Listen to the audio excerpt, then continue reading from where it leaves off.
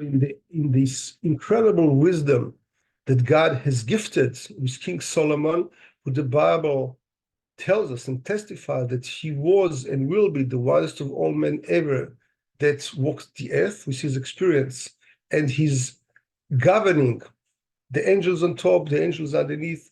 He was the head of the Sanhedrin. He was the chief of staff.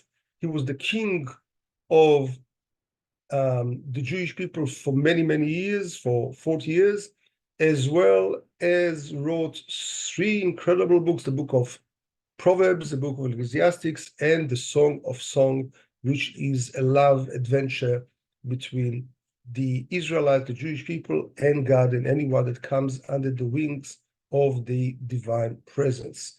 In the middle of chapter 10, where we are delving into, it tells us that a person can use his finances and whatever capital he has in order to become a very rich man by giving. Because the many rich people that walk this earth, but they keep it for themselves, and many times they're being hated for it. Why don't you share it with others? We don't mean to share everything you have.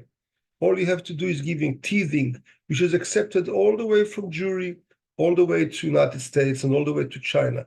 People that are smart give a tithing, in other words, 1 out of 10 of the net profit after giving taxes, that's all, not your private expenses. And they give 1/10 to poor people, to people that are in need.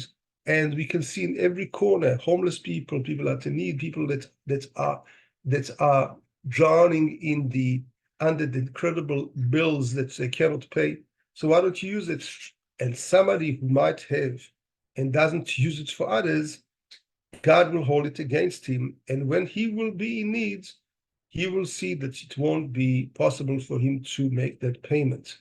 And when a righteous person lives like King Solomon, who used all his money to build the temple, to build a Sanhedrin, to give over to the other people that lived around him in the land of Israel some 3,000 years ago, he is a righteous person.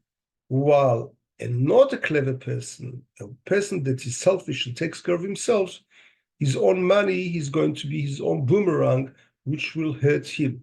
If you want, and last but not least, if you want to walk the right path, which takes you all the way from this world to the heavens, to the next world, you must learn Musa. Musa means discipline. Musa means ethics, moral ethics, which straighten your path. But somebody who's not able to listen to those writings of ethics, somebody who's not able to listen to other people trying in a nice way to rebuke him, to nudge him on to the right direction, he'll be a great loser, because he actually says, King Solomon, this is somebody who's not being very wise, to say the least. Last but not least, if you see somebody who's consistently lying to you, you must suspect that behind the scene he might hate you. It's an interesting correlation of King Solomon between hatred and somebody who always lies to you. And somebody who always gossips about you or others, he is a real fool. Why? Because Kabbalistically, when somebody speaks about you gossip, then he takes all his mitzvot, all his good deeds, and spiritually transfers them to your bank account. And all your transgressions, you transfer to him not even knowingly.